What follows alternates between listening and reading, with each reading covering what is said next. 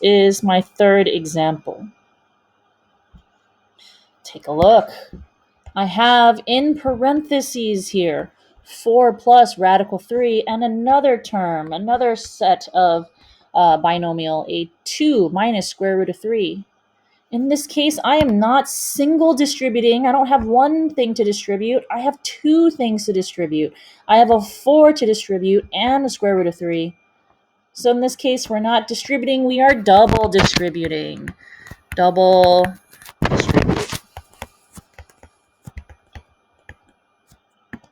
And remember, double distributing, some teachers may also call this FOIL. So if you've heard this term before, you know what I'm talking about. If you don't worry about it.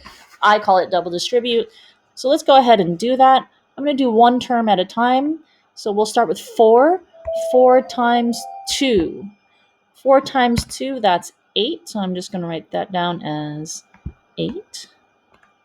And then I'm going to distribute my next term. That's 4 and radical 3, negative.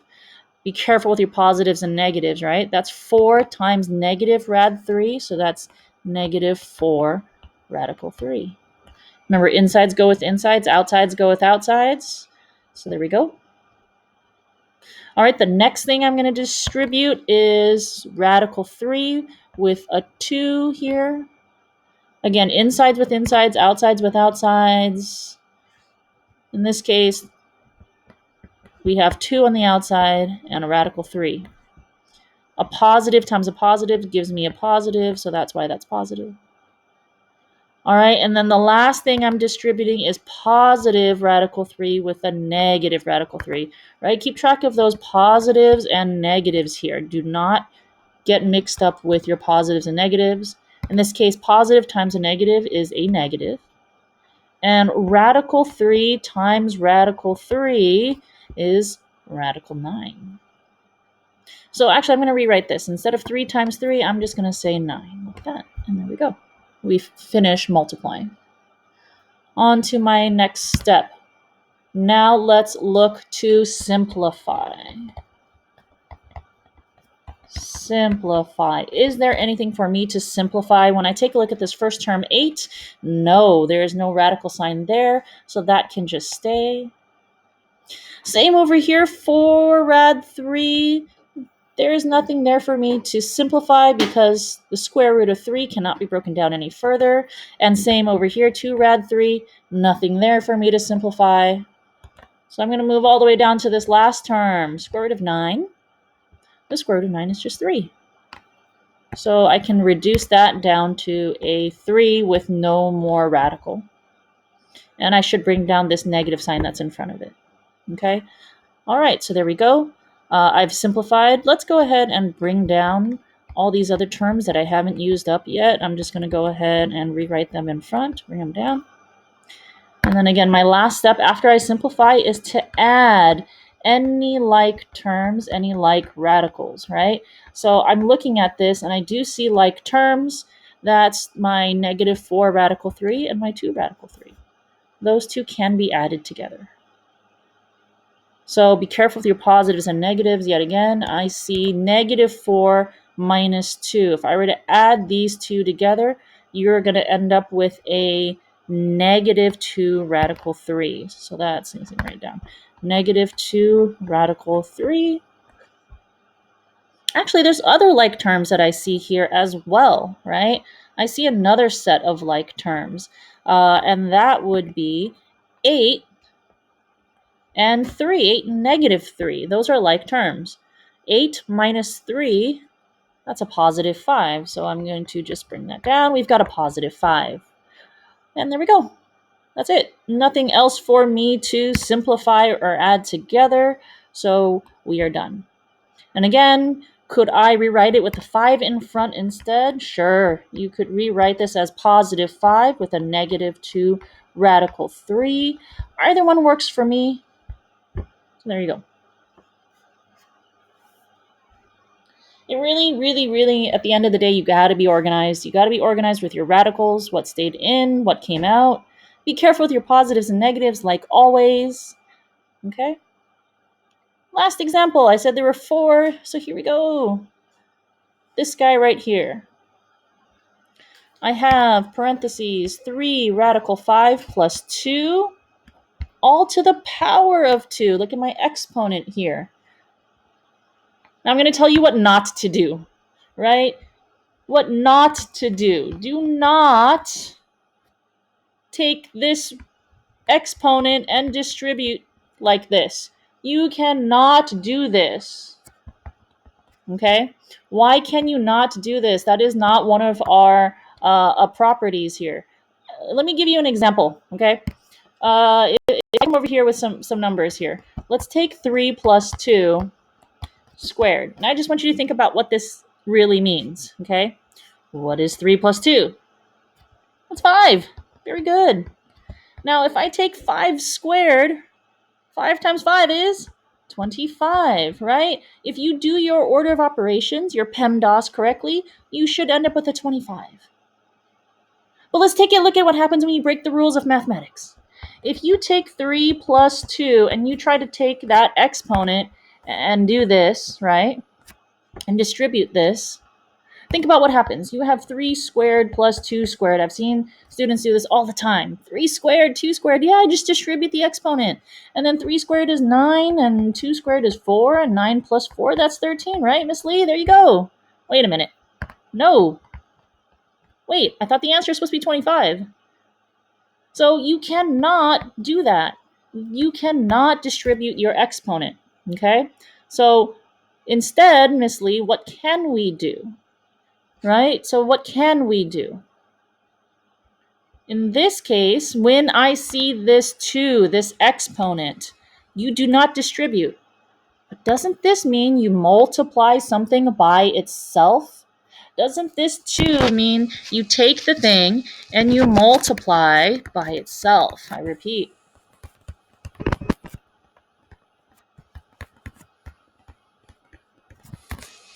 So if you had 5 squared, isn't that 5 times 5? And 9 squared is 9 times 9. So in this case, you should write out what is being squared. Isn't that 3 radical 5 plus 2 times itself? So another 3 radical 5 plus 2. So you should write it out twice. This is what it really means. When I say something squared, you're multiplying it by itself. So write it out twice. And now, what do? We can distribute. In fact, we should double distribute. Oh my gosh, I cannot spell. Distribute. Double. Why double? Because I see 2 terms. Oh, talking and writing at the same time is not my forte. Okay, there you go. Double distribute. So I'm going to start with my first term here. 3 radical 5 times 3 radical 5. I'm going to start off my double distributive property here. So again, outsides with outsides, insides with insides. If you think about what we're multiplying here, right? And I'm going to write down each of my steps. 3, what we're doing here is 3 times 3, and on the inside, 5 times 5. That's what's really going on here. So 3 times 3, that's 9 on the outside, and 25 on the inside of my radical. Okay, let's keep moving with my distributive property.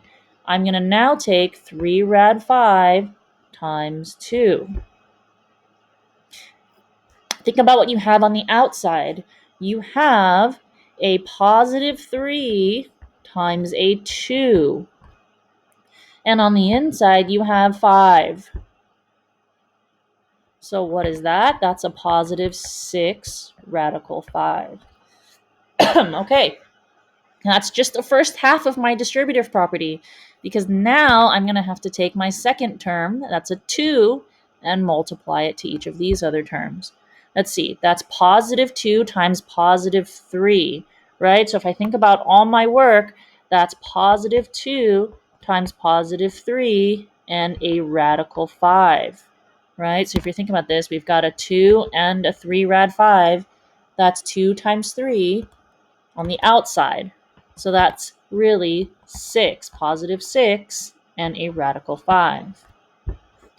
And then lastly, I'm going to take my last 2 terms, right? So I've got positive 2 times positive 2.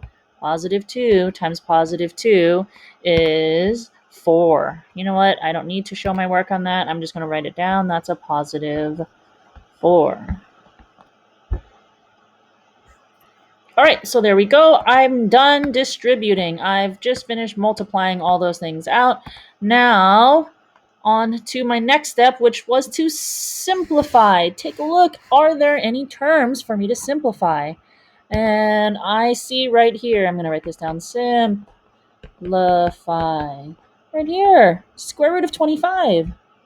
That's a perfect square. Radical 25, that's just a plain 5.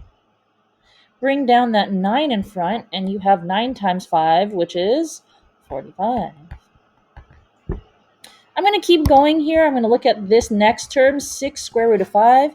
Is there anything for me to simplify? No, because 5 can't be simplified. So I'm going to bring that down as a plus 6 radical 5. Same with this third term here, 6 square root of 5. Nothing can happen here. So again, I'll just move that down, 6 radical 5. And my plus 4, which has no radical to simplify. All right, and my very last step, if you guys remember correctly, my very, very last step was to take all this and look for any like terms to add. I see a couple things here. First thing I notice is a 45 and a 4. I can add those two things together. Those are like terms. 45 plus 4 is 49. And then what else can we add together? Oh, right here. 6 square root of 5 and another 6 square root of 5. Those are like terms. When we add those together, we only add the coefficients, the front numbers. So if you take a look at that, 6 plus 6 is 12, a positive 12. And we keep the radical the same, so that's 12 rad 5. There's nothing left for me to simplify. No more radicals for me to simplify, so that's it. Again, you may see this written another way. You could put 12 rad 5 in front plus 49. But again, either way, I don't care. They're both the same thing to me. And there you go. All right, and that's your lesson on distributing with radicals. Really, again, keep organized. Keep organized and make sure you understand what's inside a radical, what's outside. The only thing that should be coming outside of a radical are your perfect square numbers.